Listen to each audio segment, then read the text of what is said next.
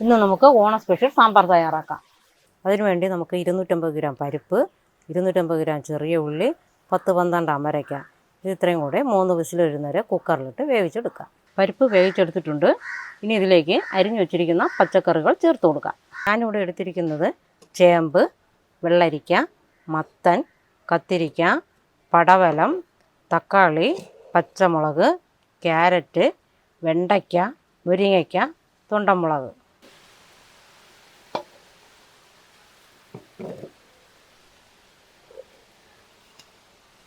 ഇതിലേക്ക് 1/2 table spoon മഞ്ഞൾപ്പൊടിയും 1 teaspoon ഉപ്പും ചേർത്ത് 1 വിസിൽ വരുന്നവരെ വേവിച്ചെടുക്കാം.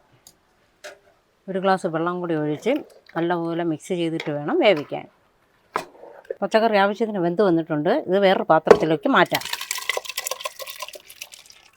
ഇനി ഇതിലേക്ക് 1/2 ടീസ്പൂൺ ഉലുവാപ്പൊടി, 2 ടീസ്പൂൺ മുളക് പൊടി, 2 ടേബിൾ സ്പൂൺ മല്ലിപ്പൊടി, 1/4 ടീസ്പൂൺ കായം ചേർത്ത് ഇളക്കാം. ഇനി ഇതിലേക്ക് നെല്ലിക്ക വലുപ്പത്തിന് പിഴിഞ്ഞു വച്ചിരിക്കുന്ന പുളിവെള്ളം കൂടി ചേർക്കാം.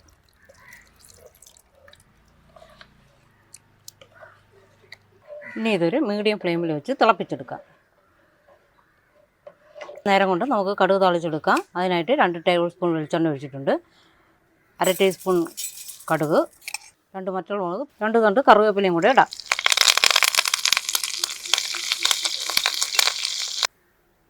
നല്ലപോലെ തിളച്ച് വന്നിട്ടുണ്ട്. ഇനി നമുക്ക് കടുക് താളിച്ചത് ചേർത്ത് കൊടുക്കാം.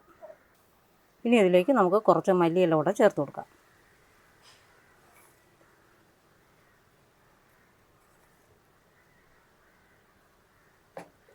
ഓണം സ്പെഷ്യൽ സാമ്പാർ റെഡി ആയിട്ടുണ്ട്.